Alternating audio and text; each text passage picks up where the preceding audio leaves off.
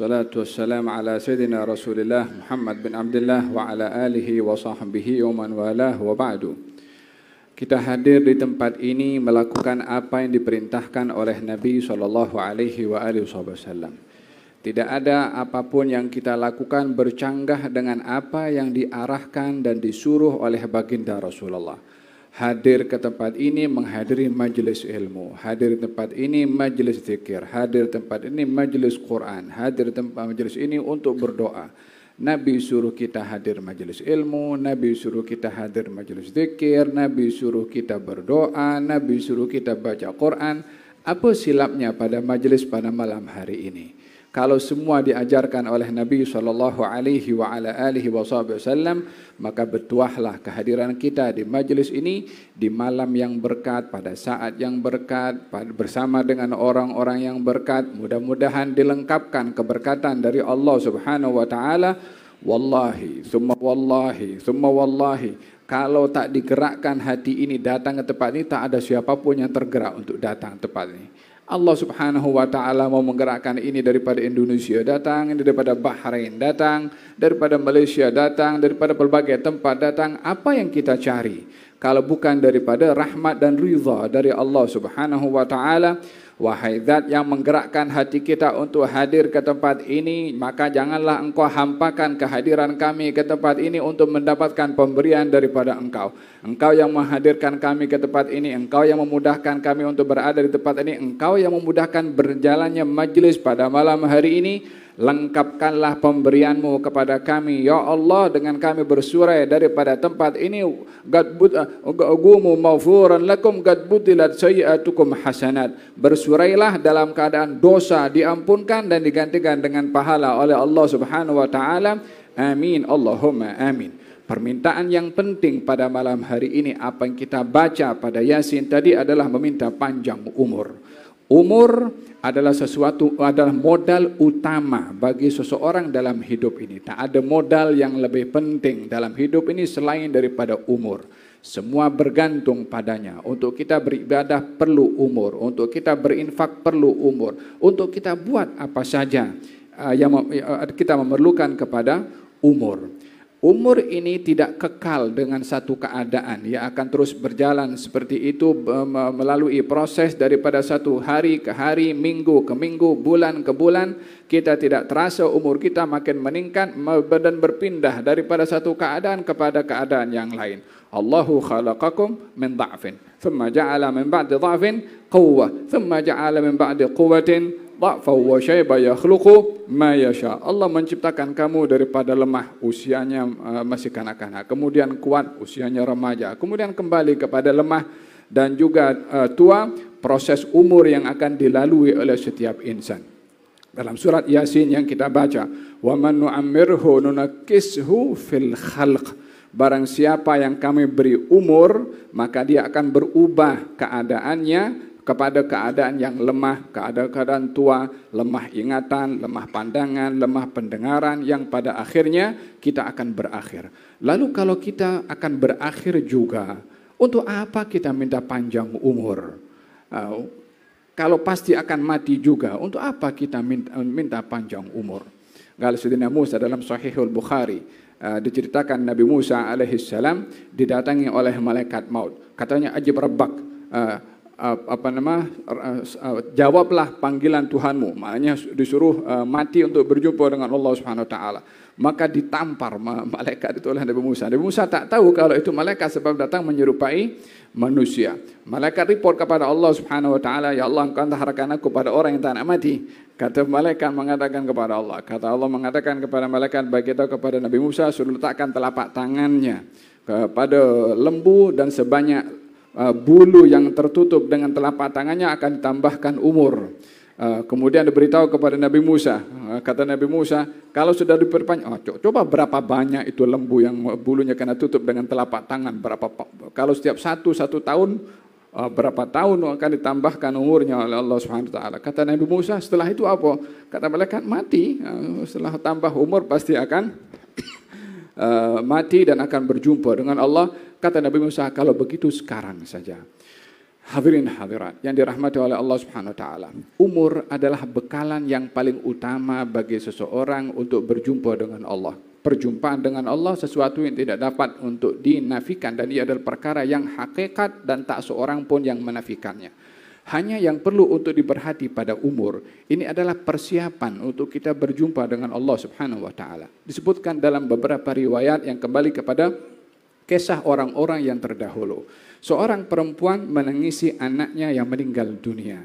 Lalu ditanya kepada wanita itu, si ibu, kenapa kamu menangis? Katanya, anakku meninggal masih muda. Andailah kalau dia berusia, yakni usia sampai usia tua meninggal, mungkin ringan bagi aku, tapi meninggal masih muda. Kemudian ditanya, berapa umurnya anak kamu yang meninggal masih muda?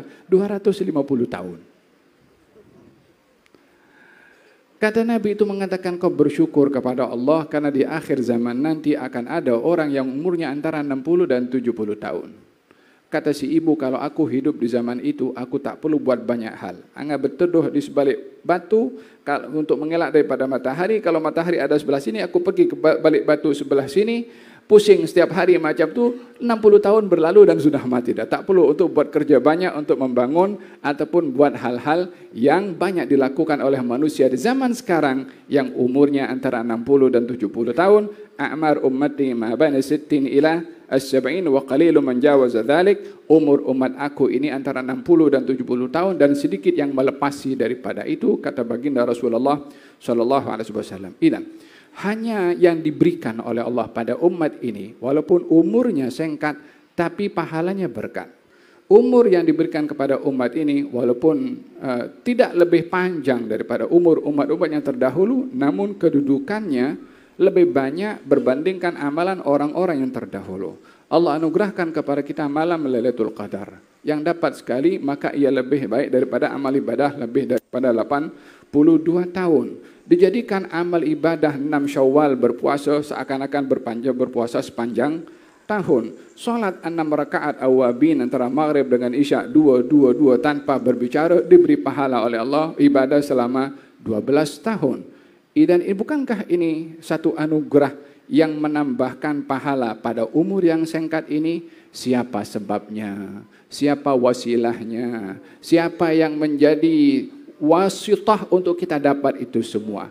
Wallahi bukan karena kita, bukan karena sesiapa pun, tapi karena Nabi Muhammad sallallahu alaihi wa ala alihi wasallam. Beliau yang menjadi sebab keberkatan diberikan oleh Allah kepada umat ini, sebab Nabi Muhammad. Dalam hadis ada umat yang terdahulu perumpamannya dengan umat ini umpama orang yang bekerja daripada pagi sampai tengah hari diberi gajinya. Kemudian orang bekerja, setelah itu orang lain bekerja daripada siang sampai ke petang bagi upahnya. Kemudian yang terakhir adalah pada petang sampai ke terbenam matahari. Masanya singkat, tapi gajinya 2 kali ganda.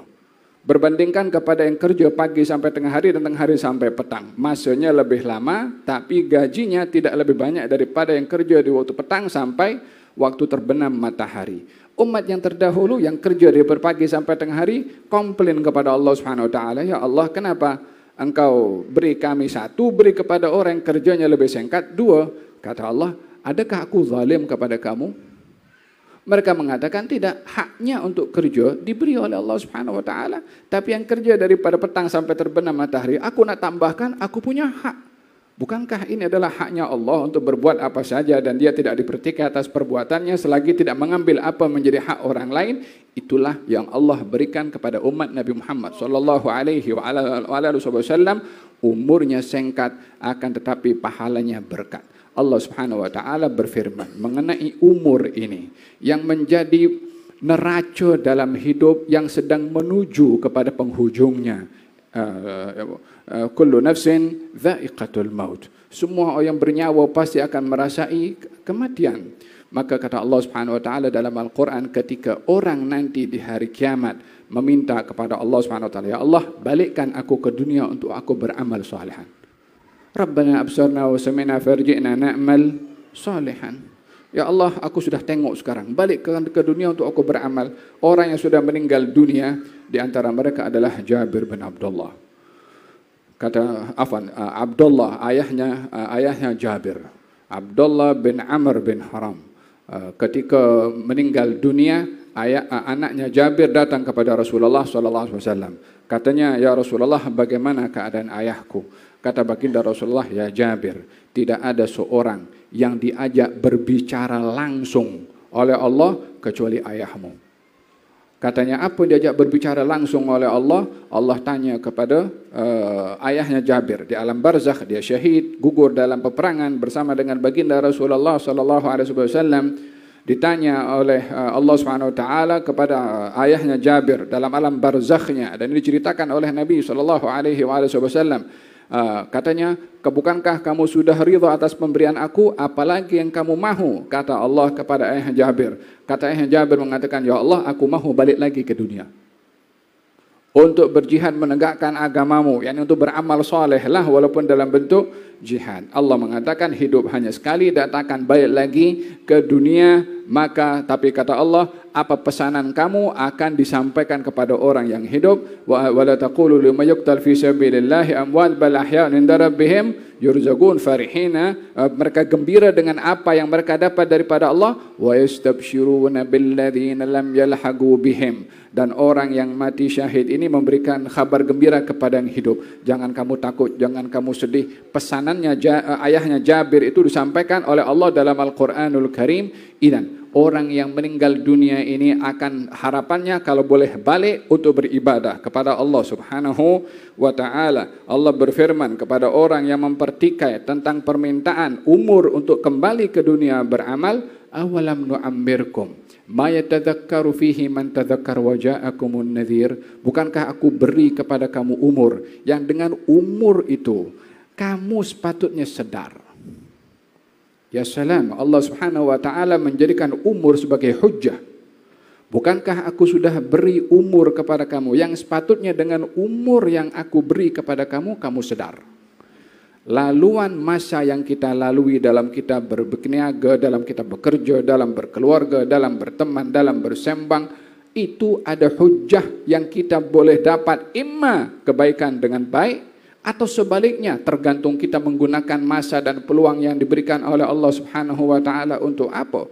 Oleh sebab yang demikian, kata baginda Rasulullah SAW mengenai umur, khairun nas man tala umruhu wa hasuna amaluhu. Sebaik-baik orang yang panjang umur, baik juga amalnya. Jangan cuma minta panjang umur. Karena boleh jadi panjang umur kalau tak baik amal, maka justru menambahkan dosa bagi orang tersebut. Oleh sebab itu kata baginda Rasulullah SAW melarang orang meminta mati. Tetapi kalaupun mesti minta mati, minta kepada Allah. Ya Allah, jadikan kehidupan untuk aku bila kehidupan membawa kebaikan. Matikan aku kalau kematian itu membawa kebaikan. Demikian kata Nabi SAW,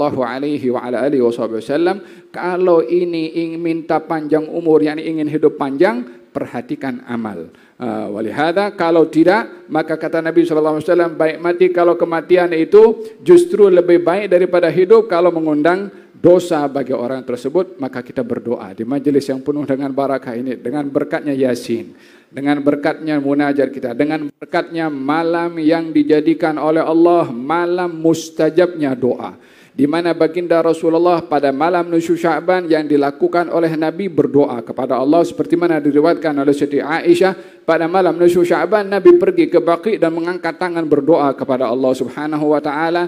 Maka kita pun di majelis yang penuh dengan barakah pada malam nisfu Sya'ban, dengan keberkatan malam nisfu Sya'ban, dengan keberkatan amalan Nabi berdoa di malam nisfu Sya'ban, mudah-mudahan doa kita ini dipenuhi dan dikabulkan oleh Allah seperti mana doa Nabi Muhammad juga dikabulkan oleh Allah Subhanahu wa Ta'ala. Mudah-mudahan Allah Subhanahu wa Ta'ala memandang kepada kita semua pada malam hari ini seperti mana disabdakan oleh Nabi, didapati kita sejuknya pandangan Allah Subhanahu wa Ta'ala. Dan mudah-mudahan janji Allah untuk mengampunkan setiap mereka dari yang hadir, yang mengimarahkan malam nisfu Sya'ban, mudah-mudahan kita diberi ampun oleh Allah Subhanahu wa Ta'ala. Sahifah lembaran yang sudah dihapuskan dosa-dosanya oleh Allah, mudah-mudahan tidak diisi dengan dosa-dosa lagi, ya Arhamar Rahimin. Dan mudah-mudahan dianugerahkan oleh Allah kepada kita taubat yang sungguh-sungguh, kembali kepada Allah yang sungguh-sungguh, dijaga oleh Allah di luar daripada tergelincir melakukan dosa. Sekali lagi, ya Arhamar Rahimin, dan golongkan kita dalam golongan orang-orang at-tawwabin yang disenangi oleh Allah Subhanahu wa taala. Semoga Allah berkati para habaib, orang-orang tua yang hadir bersama dengan kita, asatidah, para duat yang hadir bersama dengan kita. Jazakumullahu khairan katsira.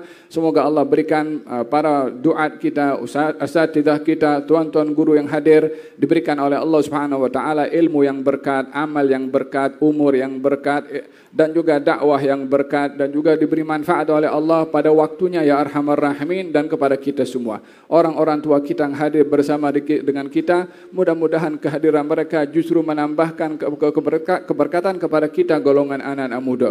Birahmatika Arhamar Rahimin. Mudah-mudahan orang-orang tua kita diberikan oleh Allah sehat walafiat, sehat jasmani, sehat rohani, sehat akal, sehat hati, sehat jiwa, dijauhkan daripada hal-hal yang menyusahkan kepada mereka di usia tua mereka, ya Arhamar Rahimin.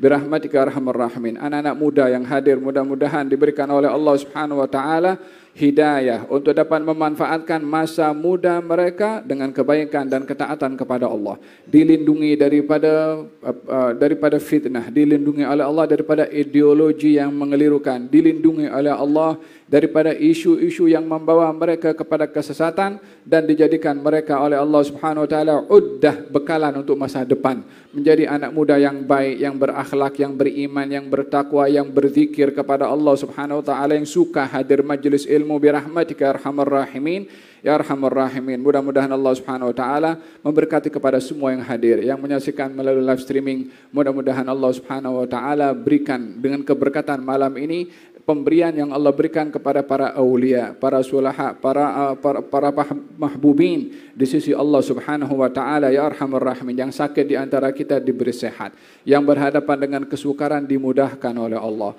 yang berhadapan dengan kemuskilan diangkat kemuskilannya oleh Allah Subhanahu wa taala, disampaikan kita oleh Allah ke bulan Ramadan al-Mubarak. Birahmatika Arhamar Rahimin, dalam keadaan sehat, dalam keadaan melaksanakan ibadah bersama dengan Quran, sempurna dalam berpuasa, meraih nilai ketakwaan kepada Allah Subhanahu wa taala, dan tidak ada kebaikan yang ada pada Allah melainkan diberikan kepada kita, dan tidak ada keberkatan yang ada pada Allah melainkan diberikan kepada kita, ya Arhamar Rahimin. Wa sallallahu ala sayyidina Muhammadin wa ala alihi wa sahbihi wasallam, walhamdulillahi rabbil alamin. Allahu ya Allah la nabi